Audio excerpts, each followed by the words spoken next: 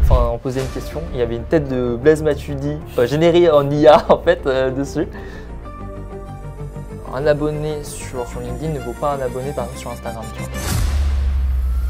J'étais parti pour 6 ou 8 mois de développement dessus, et là on était désespérés, tu vois. Et on a appris qu'il venait à la Vivatech. Faut trouver une façon de le catcher, tu vois. À la dernière minute, le réseau c'est hyper important. On a beaucoup de chance, c'est que juste après, nous a demandé d'être dans le VIP room de la Vivatech. Essayer de faire ta faiblesse une force, faut pas l'encaisser, tu vois. Justement, je suis jeune et j'ai ça, j'ai des idées, j'ai cette énergie, j'ai cette créativité pour te permettre de faire rebondir ta boîte, tu vois, de 10 ans qui est en physique, tu vois, dessus. C'est la portée sur nos réseaux sociaux. Et aujourd'hui, en fait, en termes d'utilisateurs, on est entre 10 et 12 000 utilisateurs chez Litz. Et justement, tu es là pour apprendre en faisant des choses, pour apprendre des choses, en tout cas pour explorer. Si tu connais pas, bah vas-y, fonce, tu vois. L'entrepreneuriat, c'est pas une course, c'est un marathon, ça prend du temps. Donc avoir un peu de patience, un peu de détermination dessus, un peu de stratégie, quand même, un peu beaucoup, et ça va le faire.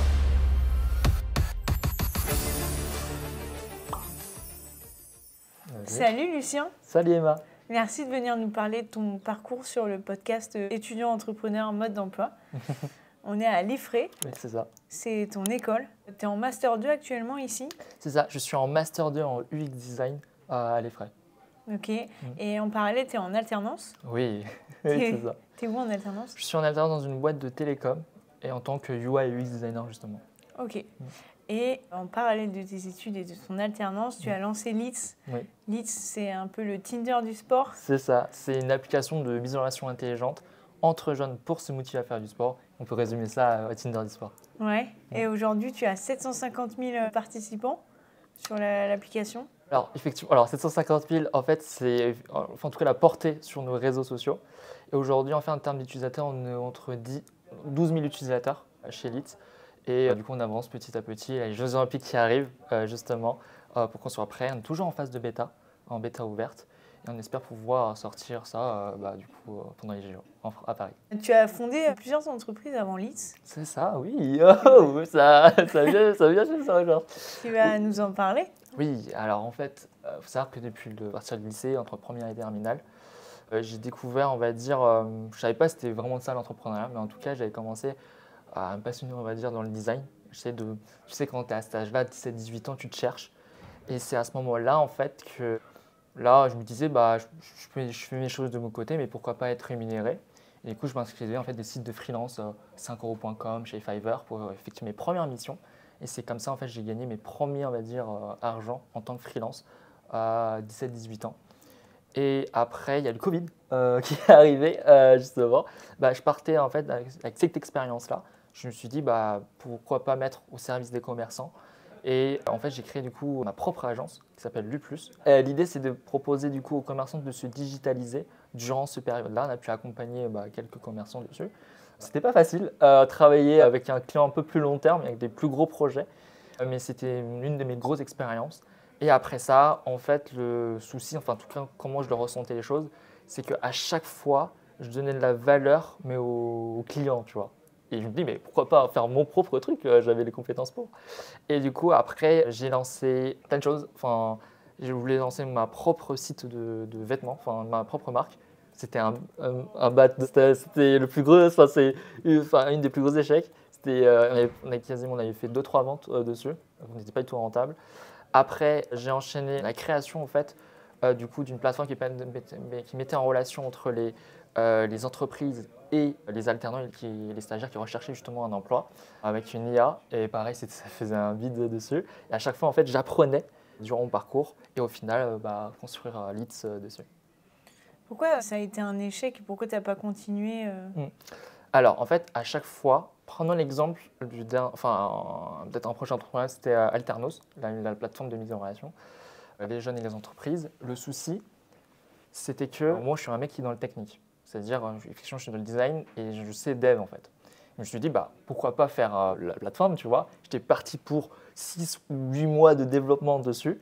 Mais le problème, c'est qu'au bout de 2-3 mois, je me suis dit, mais attends, en gros, je me formais à côté, dans le monde, on va dire, l'écosystème startup spécifiquement. Et là, en fait, j'ai appris que, en fait, ça se trouve qu'au bout de 6-7 mois, ça correspond à personne, tu vois, le truc. Et effectivement, après, j'ai rectifié le tir en lançant une landing page pour essayer de faire un POC, c'est-à-dire un proof of concept. Et du coup, en fait, l'intérêt n'était pas là. Il fallait peut-être repivoter pour une meilleure, en fait, trouver notre product market fit dessus. Mais en fait, je voyais que c'était un peu loin et du coup, on a très vite. En fait, on avait d'autres acteurs qui faisaient mieux que nous, qui résoudre ce problème mieux que nous, tant mieux du coup. Et du coup, on a lancé d'autres choses après. Ouais. Je te propose de commencer par un petit vrai ou faux. Vas-y. Alors, vrai ou faux pour les étudiants entrepreneurs? Ouais. On ne peut rien faire sans argent. Oh non, c'est faux. Non, par contre, non. En fait, à nuancer quand même. En fait, effectivement, aujourd'hui, on a la chance, comment dire, d'avoir des choses à proximité gratuitement. Et en plus, en France, on a la chance d'avoir des dispositifs qui nous aident dessus. Même en tant qu'étudiant, d'ailleurs, d'avoir des dispositifs, c'est pas anodin. Avec ça, on peut déjà faire des choses. Déjà, peut-être pour faire un proof of concept, tu vois, déjà dessus, avant d'entamer des gros budgets pour développer le projet. Et non, c'est pas nécessaire, du coup, avoir une grosse somme pour démarrer. Ok. Il faut avoir un maximum d'abonnés sur LinkedIn pour se faire connaître.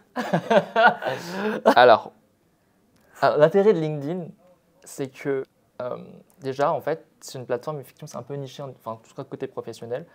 Faut mieux être connu sur quelque chose dans laquelle, certes, il y a peu de gens, tu vois, dessus, mais d'être peu connu sur une plateforme qui était noyée, en fait, dessus. Donc, l'intérêt de LinkedIn, c'est que moi, j'ai pu, enfin, en tout cas pour ma part, ça m'a apporté beaucoup d'opportunités. En créant justement du contenu, en partageant notre aventure. Et petit à petit, malgré que la communauté n'est pas non plus aussi… Enfin, en tout cas pour moi, après c'est mon avis, un abonné sur LinkedIn ne vaut pas un abonné par exemple sur Instagram, tu vois. Bien sûr. Et il apporte beaucoup plus de valeur. Certes, on en a moins, mais il est beaucoup plus qualifié. Après, ça dépend de ce que tu fais, bien évidemment. Mais en tout cas, pour ma part, ça nous aboutit sur plein de choses. Et effectivement, le réseau, franchement, c'est un peu un coterie dans un jeu vidéo. Ça peut te permettre de débloquer plein de choses plus rapidement. Exemple, si tu prends un rendez-vous avec quelqu'un, si tu connais déjà cette personne qui te permet de te mettre en relation, ça va être tellement plus rapide, ça te permet d'avancer sur ton projet dessus. Et effectivement, le réseau, c'est hyper important. Les études en développement informatique sont rarement compatibles avec la création d'une start-up. Non, pas du tout. C'est justement… Alors effectivement, souvent quand tu vois des boîtes qui sortent, ce sont des gens qui sont en école de commerce, machin, qui font HEC et tout. Très bien. Par exemple, on a les frais en école d'ingénieur. L'intérêt, c'est qu'on a directement le côté opérationnel dessus pour produire quelque chose qui est viable et même pour le tester. Et même à moindre coût, du coup, en coût de développement. Et non, du coup, non, c'est bien plus favorable, en tout cas pour ma part, dessus. C'est difficile d'attirer les investisseurs avec une application de sport. Non, alors ça va. Non, on a de la chance d'être exposé, justement, d'être bulle dans le public, de faire du bulle dans le public. En tout cas, je vous le conseille. L'intérêt, c'est effectivement, tu as des gens qui… En fait, sur LinkedIn, tu as une règle de 80% des gens qui regardent mais qui ne font rien, c'est-à-dire 15% des gens qui like et qui commentent, ok, et tu as 5% vraiment des gens en fait, qui te suivent dessus, qui publient du contenu sur LinkedIn. Et en fait, tu ne vois pas au début. Mais c'est à travers, en fait, en faisant des événements, ou bien même à l'école, tu vois, les gens en parlent du projet et te parlent. Et effectivement, il y a certains investisseurs qui nous suivent, moi j'ai appris en tout cas par la suite. Et en tout cas, quand on a un go, en tout cas de notre côté, on sait que ça va être plus rapide, tu vois. En fait, il faut le voir, la création de contenu, en tout cas la présence effectivement sur les réseaux sociaux, en particulier sur LinkedIn, ça prend du temps. L'entrepreneuriat, c'est pas une course, c'est un marathon, ça prend du temps. Donc, il faut avoir un peu de patience, un peu de détermination dessus, un peu stratégique, un peu beaucoup, et ça va le faire. Les risques associés à la création d'une start-up peuvent compromettre les résultats académiques. Alors, c'est faux, mais du coup, il faut bien gérer son temps. Mais il faut surtout être très smart dessus, il faut être efficace, il faut bien gérer. Il faut savoir que je suis une personne qui est vraiment de base, qui ne s'organise pas du tout. Du coup, ça me force à m'organiser. Moi, du coup, un peu avant de l'interview, en fait, j'étais major de pro et major des bachelors, juste un peu avant. Et ça ne m'empêche pas, du coup, d'avoir une boîte à côté. Mais effectivement, le rythme, il faut le tenir. En fait, c'est un choix que tu fais. Effectivement, c'est bien aujourd'hui que, franchement, je trouve ça super cool que l'entrepreneuriat maintenant se démocratise de plus en plus chez les jeunes. Mais il ne faut pas dire que, ouais, je vais devenir riche et tout, je vais me lancer, je vais être entrepreneur et tout. Déjà, les résultats ne sont pas tout de suite et tu vas très vite te lasser. Et il est là le souci. Donc, il faut vraiment prendre en compte que les études sont importantes. Pour ma part, il y a des gens qui le quittent, etc. Mais en tout cas, pour trouver le bon équilibre, il faut assumer ce rythme-là, c'est un choix. Et si tu veux tester, voilà, et tu vas voir est-ce que c'est bon pour toi, parce que tu es jeune, tu es là pour tester, vois est-ce que c'est bon pour toi. Mais en tout cas, moi, ça me correspond. Effectivement, le rythme, il faut le tenir. Il faut l'assumer, en fait, par la suite. Les jeunes entrepreneurs risquent de manquer d'expérience professionnelle pour gérer efficacement une start-up. Oh ben non. Ok. Encore, c'est vrai, c'est pas vrai. En fait, si tu dis à chaque fois que tu connais pas ça pour te lancer, ça va être difficile, tu vas jamais rien lancer. Justement, tu es là pour apprendre en faisant les choses. Et moi, je suis une personne qui a besoin de manipuler. En fait, tu vas voir qu'entre les cours théoriques et quand tu vas développer le truc, tu vois qu'il y a quand même une mini différence. Mais en tout cas, pour apprendre les choses, en tout cas pour explorer, si tu ne connais pas, vas-y, fonce, tu vois. Et tu vas te former en même temps. En plus, aujourd'hui, tu as Internet. Franchement, les ressources, on n'en manque pas. Il faut bien les chercher en tout cas.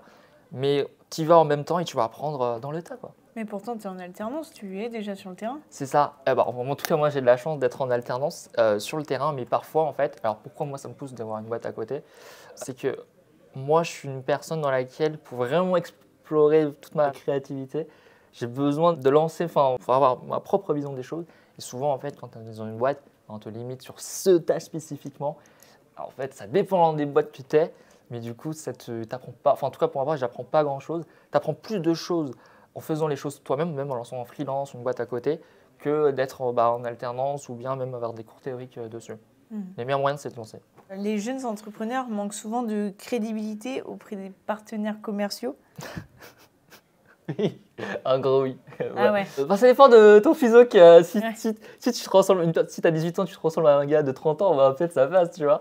Mais effectivement, c'est dur. Pour être honnête avec toi, Emma, des fois, tu dois faire 2 à 3 fois plus d'efforts que normalement ces personnes-là. Il faut prouver ta valeur. Tu le prouves comment? En faisant des choses. Voilà, tu le prouves en faisant des choses et tu dis ok, je suis jeune, mais j'ai fait ça, ça, ça. Et même tu listes des références. Par exemple, quand on était en freelance, ou en tout cas dans mon agence, c'était ce cas-là qui était souvent confronté. Et d'ailleurs, essayer de faire ça en jouant à une force, tu vois. Par exemple, pendant les périodes de Covid, je dis mais écoutez, on a ça, digitalisé. Tu vois, essayer de faire ta faiblesse une force dessus. Faut pas l'encaisser, tu vois. Ok, je suis jeune, machin et tout. Non, justement, je suis jeune et j'ai ça, j'ai des idées, j'ai cette énergie, j'ai cette créativité pour te permettre de faire rebondir ta boîte, tu vois, de 10 ans qui est en physique, tu vois, dessus. Et voilà, d'essayer de transformer ça. Mais effectivement, c'est pas facile. Le discours il est plus long pour convaincre, mais ça fait partie du jeu et c'est plus marrant, c'est plus difficile. Voilà. Les étudiants entrepreneurs ont tendance à sous-estimer les défis liés à la création et à la gestion d'une entreprise. Moi, vrai déjà, dans la plupart des cas, et moi le premier. Ah ouais. Alors, en fait, moi je trouve que effectivement, au début tu ne sais pas parce que tu te lances, tu vois. Mais c'est justement cette naïveté-là qui fait en sorte que tu te rends compte des choses. Mais si tu étais, je vais être honnête avec toi, s'il y avait 5 ans, je prenais tous les paramètres, en tout cas que je connais aujourd'hui, t'es pas sûr, tu vois, de te lancer. Mais justement, je trouve que c'est cette insouciance, cette naïveté que quand tu es jeune, au-delà que tu as moins de responsabilités, du coup, tu es dedans, quoi. Ça te pousse à être dedans et je trouve ça super cool. Le fait de moins connaître les problématiques et tout, etc., ça te pousse à te lancer et tu trouves qu'après, à la fin, tu kiffes ça, tu vois. Mais effectivement, c'est pas facile aussi. Donc, non, je pense que cette naïveté-là pousse... je trouve que c'est une bonne chose en fait au final. Mais effectivement, au début, tu ne sais pas.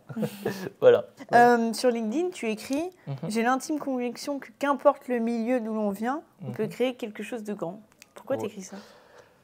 Alors, aujourd'hui, si tu regardes en fait les plus grandes boîtes qui sont fondées et même parfois les postes qui sont nommés, souvent un héritage, etc., il y a un passé, tu vois.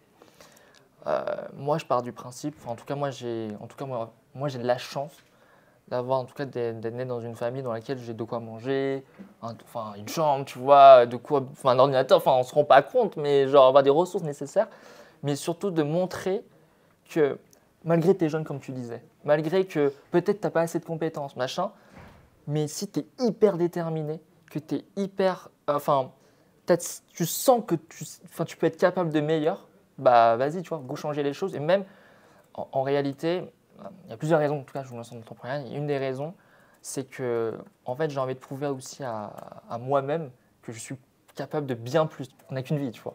La vie, là-bas, chaque jour est diminue, tu vois, donc tu n'as pas beaucoup de temps. Donc, d'essayer de faire un maximum de choses et de prouver ça à tout le monde également. Comment tu fais pour te focus en entreprise et pas tout le temps penser à ça? Alors, c'est dur. C'est dur, et même pendant les cours d'ailleurs, des fois on en pense et tout. Mais c'est avec le temps. Effectivement, parfois, quand on alterne, tu as besoin d'être focus sur certaines choses, même en entreprise, tu as certaines responsabilités dessus. Donc, faut arriver. Je ne veux pas te cacher que même en ce moment, c'est un peu dur, effectivement. Le maths, peut-être la semaine dernière, tu as cours, la semaine prochaine, bah, tu es en alternance. Du coup, le soir, tu rentres, tu bosses, le week-end dessus, et tu reviens en rebolote, du coup, en cours ou en alternance. Mais c'est pas facile, je l'assume d'ailleurs aujourd'hui. J'essaye de faire en tout cas de me concentrer, d'être focus. C'est pas facile, mais on essaye petit à petit d'avancer dessus. Voilà. Est-ce que tu peux nous raconter ta rencontre avec Blaise Matuidi? Alors, en fait, c'était après l'année dernière, du coup, c'est bientôt la bibliothèque de cette année, mais du coup, l'année dernière. Okay. Faut savoir que Blaise Matuidi, c'est un investisseur. Du coup, en tout cas, on l'a vu dans l'émission Qui veut être mon associé et même dans le secteur du sport tech. Du coup, ça nous correspondait pile poil. On s'est dit, en fait, et on a appris qu'il venait à la Vivatech. Alors, on s'est dit, c'est une occasion peut-être d'avoir, on ne cherche pas à lever des fonds, un investisseur, mais surtout à avoir du contact, tu vois, pour plus tard. Et on s'est dit, alors, mais faut trouver une façon de le catcher, tu vois. Du coup, on s'est dit, à la dernière minute, de faire un t-shirt. Et en fait, derrière ce t-shirt-là, en fait, en gros, on demandait, on posait une question. Il y avait une tête de Blaise Matuidi générée en IA, en fait, dessus. Et en fait, alors, coup de chance de fou malade, c'est que du coup, en fait, il nous passait devant nous et à chaque fois, on n'avait pas le chopé, il y avait des gardes du corps et tout. Et là, on était désespérés, tu vois. Et là, on faisait la queue pour voir son meeting, pour essayer de l'intercepter sa conf, tu vois. Et là, il y a son épaule qui arrive sur nous et en fait, il voit nos t-shirts de derrière. Et là, direct, en fait, les gens commencent à allumer les caméras, tu vois, dessus. Et là, on se retourne et on le voit. Et direct, il fallait, en moins d'une seconde, il fallait réagir. Enfin, c'était l'occasion, tu vois, dessus. Et là, en fait, on a beaucoup de chance, c'est que juste après, du coup, il nous a demandé d'être dans le VIP room de la Vivatech. On a pu assister, etc. et avoir son contact dessus. Plus tard, du coup. Mais ouais, du coup, c'est vraiment bien. C'est cool. Maintenant, passer à la deuxième partie, le mode d'emploi, la boîte à outils des étudiants entrepreneurs. Oui. Première question, quels sont les avantages pour toi de se lancer en étant encore étudiant? Alors, moi, l'avantage, c'est que… Après, tout dépend évidemment du statut que tu es. Quand tu es étudiant, souvent tu es encore jeune et souvent tu es encore chez tes parents, tu vois. Et effectivement, tu as moins de risques, en tout cas, pour moi, de se lancer aujourd'hui. Il n'y a rien. Il n'y aurait quasiment pas le risque est quasiment zéro. Si tu attends tes pères de famille, etc., là, c'est une autre question à se poser. Mais en tout cas, là, étudiant, c'est là que tu as surtout l'énergie, la force, cette créativité-là. Et même cette insouciance, au fait, au final, que je disais, cette naïveté qui te pousse du coup à te lancer. Et même surtout en lançant étudiant, c'est-à-dire que tu lances très tôt, tu apprends plus tôt. C'est comme faire du vélo. Si tu apprends très jeune, même si après tu tombes plusieurs fois, machin et tout, à un moment donné, tu arrives à bien le faire, tu vois, tu apprends à faire du vélo. Et c'est ça comme ça. Dès que tu démarres plus jeune, plus tu t'apprends de l'expérience plus vite. Ok. Est-ce que tu peux nous faire une masterclass sur comment acheter une entreprise quand on est étudiant? alors, oui, on a eu beaucoup de chance, c'est vrai que pour te dire. Alors en fait, pour la petite histoire, il y a une startup qui s'appelle Ocampus, qui était incubée à l'Effray, aussi, dans le même incubateur que nous. Et malheureusement, en fait, ça fait 2 ans qu'il développait dessus. Il s'appelle Yvan, d'ailleurs, un gros clin d'œil à lui. Et malheureusement, il n'a pas trouvé du coup son product market fit, c'est-à-dire que le but d'une startup, c'est de trouver ton produit qui match avec ton marché. C'est comme un puzzle, tu vois, qui match ensemble. Ça peut paraître simple comme ça, mais 90% des startups qui sont pas rentables, qui n'arrivent pas à trouver, pourquoi qui down, tu vois, c'est parce qu'ils ne trouvent pas leur product market fit. Et c'est ce qui était le cas, tu vois, pour Ocampus, malheureusement, et en fait, ils devaient fermer, du coup, malheureusement. Sauf que Et nous, en tout cas chez Leeds, c'est qu'on a perçu déjà le potentiel de l'outil. Le seul souci, effectivement, le produit est bon, mais il adresse un mauvais marché. En tout cas pour nous. C'est comme si tu prenais un couteau, enfin il est bien le couteau, tu vois, tu peux couper un arbre. C'est pas la cible, tu vois. Tu peux faire d'autres choses, couper un jambon, etc. Enfin, l'adapter. Et nous, en fait, en tout cas sur notre feuille de route qu'on avait proposée, ça nous permet de gagner du temps. Du coup, on a acheté effectivement la propriété intellectuelle de Haut Campus. Sauf que ce qui nous intéressait, c'était pas l'outil, tu vois. Ce qui nous intéressait, c'est surtout la personne qui est derrière, qui développe l'outil. Et il y a toute une discussion qui rejoigne l'équipe qui travaille avec nous. Aujourd'hui, effectivement, c'est bon, c'est fait. On a Yvan, du coup, qui rejoint l'équipe chez Leeds en tant que développeur. Et là, on a un gros boost, justement, pour les JO qui arrivent. Donc, on a un combo dessus. Ah, voilà. Super. Et effectivement, au niveau du prix, souvent, c'est ça le plus important. Ouais, T'es étudiant, comment tu vas acheter une boîte? C'est la première question qu'on me pose. Alors, effectivement, en fait, on a acheté un prix symbolique, en tout cas. Pour lui, c'était beaucoup de parler, tu vois. Et même pour lui, c'était pas un mort définitif pour Haut Campus. Nous, on peut exactement, et faire en sorte qu'il a fait, il ne fait pas pour rien. Et on avance ensemble, en fait, sur une vision commune dessus. C'est comme si on a fusionné, tu vois. Et d'avoir surtout un membre de l'équipe, un nouveau membre de l'Avengers, voilà, pour ceux qui sont des élèves de super-héros, dessus, pour qu'on avance tous ensemble, comme une équipe, tu vois, de sport, dessus, un nouveau membre, et on avance beaucoup plus vite. Voilà, c'est cool. Et quel conseil tu donnerais du coup aux étudiants qui se lancent et qui ne savent pas vraiment comment trouver sa cible justement pour éviter de se tromper? Oui, alors il y a plusieurs choses, il y a plusieurs termes là que je vais te donner et il faudrait peut-être, je ne sais pas comment faire, mais en tout cas il faudra rechercher en détail. Il faut savoir que du coup, comme je te disais, faut pas que tu fais ton projet 6 ou 7 mois dessus si tu ne sais même pas est-ce que ça correspond à ton marché déjà.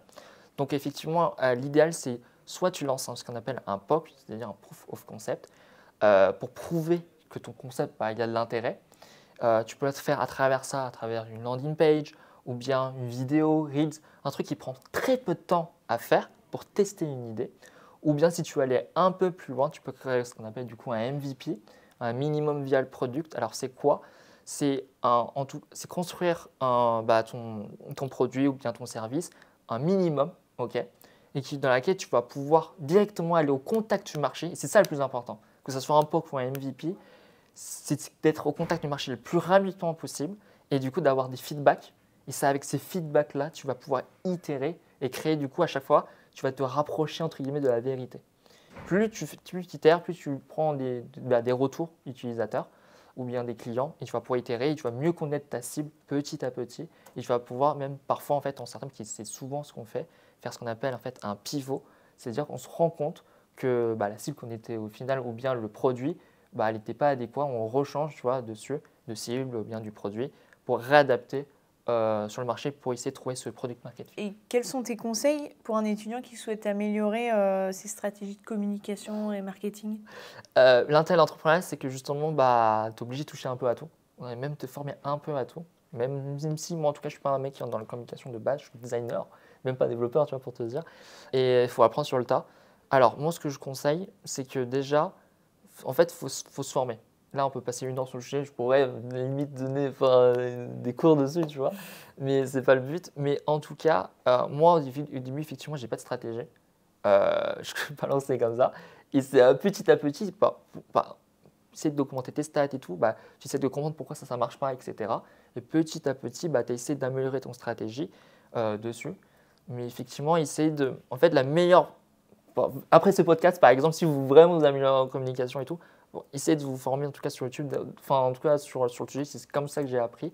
Et surtout, suivez ces personnes-là, tu vois, sur LinkedIn, etc. Et parfois, ils partagent des tips. Même jusqu'à aujourd'hui, j'apprends, tu vois, dessus. Et choper ces tips-là, à gauche, à droite et tout, pour essayer d'améliorer ta propre stratégie en fonction du contexte que tu as. Parce que chaque personne, chaque projet et tout, leur propre stratégie. Et formez-vous. En tout cas, moi, pour ma part, pour te dire, je déteste lire, mais j'adore apprendre. Du coup, je me force, en tout cas, j'achète des livres justement pour me former dessus. Le seul problème, effectivement, comme tu disais tout à l'heure, c'est que les étudiants entrepreneurs, ce qui manque chez eux, c'est la formation. Donc, formez-vous un maximum. Le plus difficile, c'est de trouver les bonnes ressources. Et lisez quoi. Qu'est-ce que tu conseilles à un étudiant qui lance une application pour ne pas lâcher, même s'il n'arrive pas à avoir de rétention et Oui. qu'il n'arrive pas à avoir d'acquisition utilisateur? Ouais. Alors, déjà, comme je disais, faire tout le process qu'on a tout à l'heure, c'est-à-dire mieux. Moi, je suis UX designer, c'est-à-dire tout l'aspect expérience utilisateur, c'est-à-dire les besoins de l'utilisateur, il est hyper important.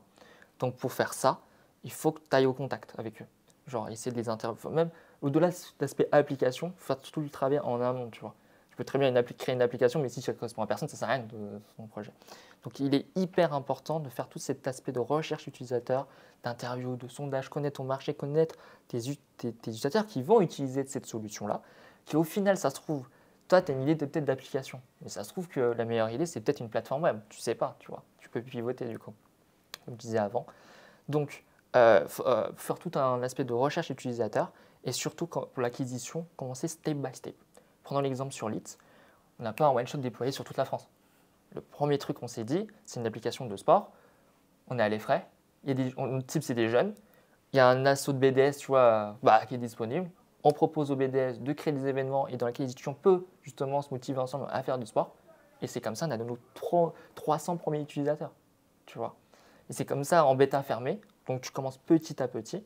Mais sauf qu'avant cette étape-là, il faut déjà connaître ta cible, tu vois. Il faut essayer de faire tous ces aspects recherche-là.